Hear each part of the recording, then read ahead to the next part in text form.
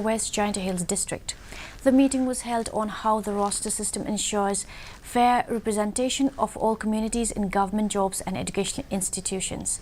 During the meeting, the VPP leaders also addressed concerns raised by some sections of society about the reservation policy, clarifying that it is not meant to promote any particular community but to provide equal opportunities to all.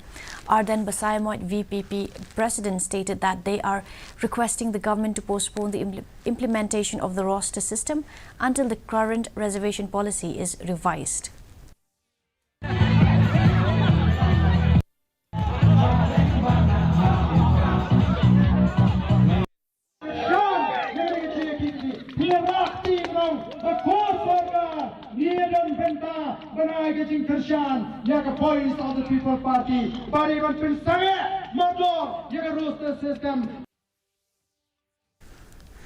The online